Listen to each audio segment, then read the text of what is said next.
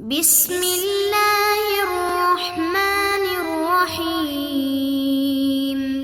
الرحیم السلام علیکم ورحمۃ اللہ وبرکاتہ۔ عزیز طلبہ، آج آثار السنن کا سبق نمبر 103 ہے، اور اس سبق کے اندر ہم باب ترک الجہر بالتامین یعنی آمین اونچی آواز سے نہ کہنا، اس بارے میں جو احادیث وارد ہوئی ہیں ان احادیث کو پڑھیں گے۔ اس باب میں علامہ نیوی رحمہ اللہ تعالیٰ نے 6 احادیث ذکر کی ہیں، اور ان 6 احادیث میں یہ مسئلہ بیان ہوا ہے کہ آمین کو اونچی آواز سے نہیں کہا جائے گا۔ یعنی آج کے سبق میں ہم انہی احادیث کا ترجمہ اور تشریح پڑھیں گے۔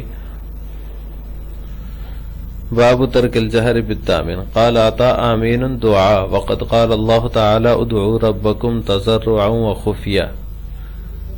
یہ باب جو ہے آمین کو اونچی آواز سے نہ کہنے کے بارے میں ہے، آمین بالجہر کے ترک کے بارے میں ہے۔ عطا فرماتے ہیں کہ آمین جو ہے یہ دعا ہے، اور اللہ تعالیٰ کا فرمان ہے ادعوا ربکم تضرعا وخفیا، اپنے رب کو، اپنے پروردگار کو عاجزی اور آہستگی سے پکارو۔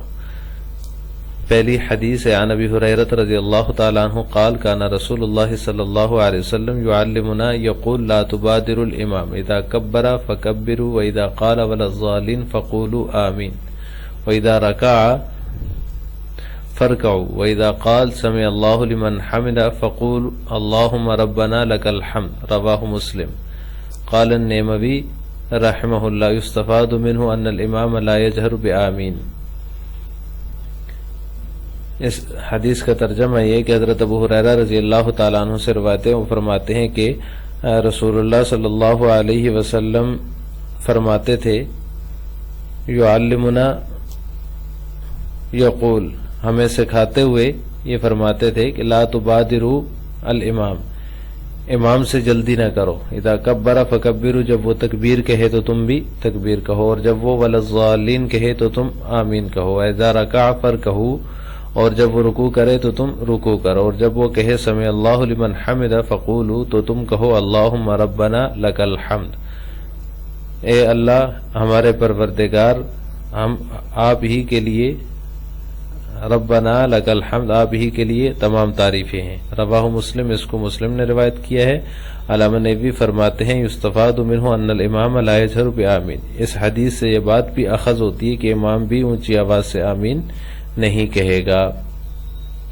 یہ مسئلہ یہاں پہ گزر چکا ہے پیچھے گزشتہ اسباق میں، بلکہ دونوں مسئلے گزر چکے ہیں کہ آمین جو ہے امام بھی اونچی آواز سے نہیں کہے گا، اور مقتدی کے لیے بھی آمین اونچی آواز سے کہنا جو ہے یہ سنت نہیں ہے، بلکہ آمین کے اندر اخفا کرنا سنت ہے۔ تو یہ دونوں مسئلے الگ الگ گزشتہ اسباق میں بیان ہو چکے ہیں۔ اس باب کے تحت جتنی بھی احادیث ہیں باب ترک الجہر بالتامین، یہ احناف کا مستدل ہیں، اور احناف ان سے استدلال کرتے ہیں۔ تو یہ مسئلہ بھی یہاں پہ پتہ چل گیا اس حدیث سے کہ آمین بھی، امام بھی آمین جو ہے وہ اونچی آواز سے نہیں کہے گا۔ دوسری حدیث ہے وعن الحسن ان سمرۃ بن جندب وعمران بن حسین رضی اللہ تعالی عنہما تذاکرا فحدث سمرۃ بن جندب انه حفظ عن رسول اللہ صلی اللہ علیہ وسلم سکتتین، سکتۃ اذا کبر وسکتۃ اذا فرغ من قراءۃ غیر المغضوب علیہم ولا الضالین، فحفظ ذلك سمرۃ وانکر علیہ عمران بن حسین فكتب في ذلك الى ابی بن کعب رضی اللہ تعالی عنہ فكان في کتابه الیہما او في رده علیہما ان سمرۃ قد حفظ، رواہ ابو داود وآخرون اسناده صالح۔ اس روایت کا ترجمہ یہ کہ حسن سے روایت ہے، انہوں نے وہ فرماتے ہیں کہ حضرت سمرہ بن جندب اور عمران بن حسین رضی اللہ تعالی عنہ نے آپس میں مباحثہ کیا، مذاکرہ کیا۔ فحدث سمرہ بن جندب رضی اللہ تعالی عنہ نے حدیث بیان کی کہ انہ حافظ رسول اللہ صلی اللہ علیہ وسلم سکتتین، کہ انہوں نے آپ صلی اللہ علیہ وسلم سے 2 سکتے یاد کیے ہیں۔ یعنی سکتے کا مطلب یہ قرات کے درمیان خاموش ہونا۔ سکتۃ اذا کبر، ایک سکتہ جو ہے جب آپ تکبیر تحریمہ کہتے، وسکتۃ اذا فرغ من قراءۃ، اور دوسرا سکتہ تھا جب آپ غیر المغضوب علیہم ولا الضالین پڑھتے۔ یعنی ایک دفعہ جب آپ صلی اللہ علیہ وسلم قرات سے جب آپ تکبیر تحریمہ کہتے تو اس کے بعد تھوڑی دیر خاموش رہتے، اور دوسرا سکتہ جب آپ والضالین پر پہنچتے تو تھوڑی دیر خاموش رہتے۔ فحفظ ذلك سمرۃ انکر علی عمران بن حسین، یہ بات حضرت سمرہ بن جندب رضی اللہ تعالی عنہ نے یاد کی اور عمران بن حسین رضی اللہ تعالی عنہ نے اس کا انکار کیا۔ فکتب فی ذلک الی ابی بن کعب، ان دونوں نے یہ بات جو ہے اس سلسلے میں حضرت ابو ابی بن کعب رضی اللہ تعالی عنہ کو خط لکھا۔ فکان فی کتابہ الیہما او فی ردہ علیہما، تو جو خط ان کی طرف لکھا یا جو جواب انہیں بھیجا اس میں یہ تھا کہ سمرہ رضی اللہ تعالی عنہ نے صحیح یاد رکھا ہے، قد حافظہ، انہوں نے صحیح یاد رکھا ہے۔ اس کو ابو داؤد اور دوسرے محدثین نے روایت کی اور اس کی سند صالح درجے کی ہے، صالح ہے۔ اس سے اگلی روایت ہے وعنہ عن سمرہ بن جندب رضی اللہ تعالی عنہ انہ کان اذا صلی بہم سکت سکتتین اذا افتتح الصلاة واذا قال والضالین سکت ایضا ہنیتا فانکروا علیہ ذلك علیہ فکتب الى ابی بن کعب فکتب الیہم ابی ان الامر کما صنع سمرہ، رواہ احمد والدارقطنی واسنادہ صحیح۔ انہی سے مروی ہے، یعنی کہ حسن سے ہی روایت ہے۔ وہ فرماتے ہیں کہ حضرت سمرہ بن جندب رضی اللہ تعالیٰ عنہ جب لوگوں کو نماز پڑھاتے سکت سکتتین تو 2 دفعہ خاموش ہوتے، جب نماز شروع کرتے اذا افتتح الصلاة و اذا قال، اور جب والضالین کہتے سکت ایضا ہنیتا تو بھی تھوڑی دیر خاموش رہتے۔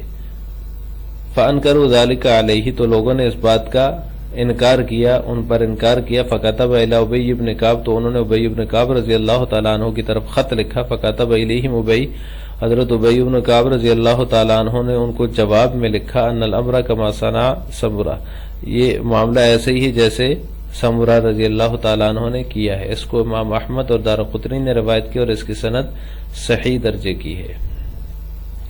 اس سے اگلی روایت ہے وعن وائل بن حجر رضی اللہ تعالی عنہ قال صلی بنا رسول اللہ صلی اللہ علیہ وسلم فلما قرأ غیر المغضوب علیہم ولا الضالین قال آمین واخفى بها صوته ووضع يده اليمنى على يده اليسرى وسلم عن يمينه وعن يساره، رواه احمد والترمذی وابو داود الطیالسی والدارقطنی والحاکم وآخرون، واسناده صحیح وفی متنه اضطراب۔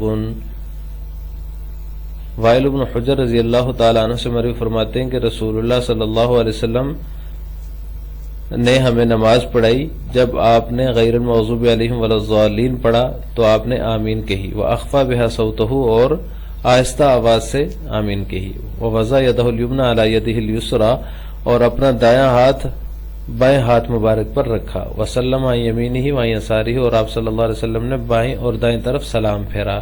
اس کو امام احمد، ترمذی، ابو داؤد، طیالسی اور دارقطنی اور حاکم اور دوسرے محدثین نے روایت کیا ہے۔ واسنادہ صحیح، اور اس کی سند صحیح ہے۔ وفی متنہ اضطراب، اور اس کے متن میں اضطراب ہے، جیسے کہ گزشتہ باب میں یہ روایت گزری ہے جس کے اندر رفع بها صوتہ کے الفاظ ہیں، اور یہاں وہی حدیث ہے حضرت وائل بن حجر رضی اللہ تعالیٰ عنہ کی، اس میں اخفى بها صوتہ کے الفاظ ہیں، یعنی آواز جو ہے پست کر لی آمین کہتے ہوئے۔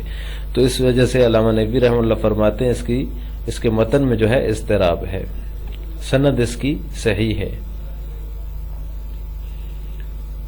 اس سے اگلی روایت وعن ابی وائل قال کان عمر وعلی رضی اللہ تعالی عنہما لا یجہران ببسم اللہ الرحمن الرحیم ولا بالتعوذ ولا بآمین، رواہ الطحاوی وابن جریر واسنادہ ضعیف۔ وائل بن حجر رضی اللہ تعالی عنہ سے ہی مروی ہے عن ابی وائل، انہوں نے عن ابی وائل حضرت ابو وائل سے مروی ہے، وہ فرماتے ہیں کہ حضرت عمر حضرت علی رضی اللہ تعالی عنہما بسم اللہ الرحمن الرحیم تعوذ یعنی اعوذ باللہ من الشیطان الرجیم اور آمین کو اونچی آواز سے نہیں کہتے تھے۔ اس کو طحاوی ابن جریر نے روایت کیا ہے اور اس کی سند ضعیف درجے کی ہے۔ اس باب کی آخری روایت وعن ابراہیم قال خمس یخفیہن الامام سبحانک اللہم وبحمدک والتعوذ وبسم اللہ الرحمن الرحیم وآمین واللہم ربنا لک الحمد، رواہ عبد الرزاق فی مصنفہ واسنادہ صحیح۔ ابراہیم سے مروی ہے، وہ کہتے ہیں کہ 5 چیزوں کو امام جو ہے وہ آہستہ کہے اس میں ایک نمبر جو ہے وہ ہے سبحانک اللہم و بحمدک، اور نمبر 2 تعوذ یعنی اعوذ باللہ من الشیطان الرجیم، نمبر 3 بسم اللہ الرحمن الرحیم، اور نمبر 4 آمین، اور نمبر 5 اللہم ربنا لک الحمد ہے۔ اس کو عبدالرزاق نے اپنے مصنف میں روایت کی اور اس کی سند صحیح درجے کی ہے۔ اب اس باب میں جتنی بھی احادیث ہیں ان سب احادیث سے یہی پتہ چلتا ہے کہ آمین جو ہے وہ پست آواز سے کہی جائے گی، بلند آواز سے نہیں کہی جائے گی۔ تو اس مسئلے میں یہ جو ہے امام اور مقتدی دونوں اونچی آواز سے آمین نہیں کہیں گے۔ اس مسئلے میں یہ احادیث جو ہیں احناف کا مستدل ہیں، دونوں جو ہیں وہ آہستہ آواز سے آمین کہیں گے، اونچی آواز سے آمین کہنا سنت نہیں ہے احناف کے نزدیک۔ ان کا یہ مسئلہ گزشتہ اسباق میں گزر چکا ہے اور اس کی تفصیل جو ہے وہاں ہو چکی ہے کہ آمین اونچی آواز سے نہیں کہی جائے گی، اور اس مسلک کا جو ہے وہ انہوں نے اپنی ان احادیث سے استدلال کیا ہے جو کہ اس باب میں گزر چکی ہیں۔ آج کے سبق کا خلاصہ یہ ہوا کہ ہم نے باب ترک الجہر بالتآمین کی 6 احادیث کا ترجمہ، تشریح اور تفصیل پڑھی ہے کہ یہ جو ہے یہ احادیث احناف کا مستدل ہیں، اور احناف کا مسلک یہ ہے کہ آمین کے اندر اخفاء سنت ہے، چاہے امام ہو چاہے مقتدی ہو۔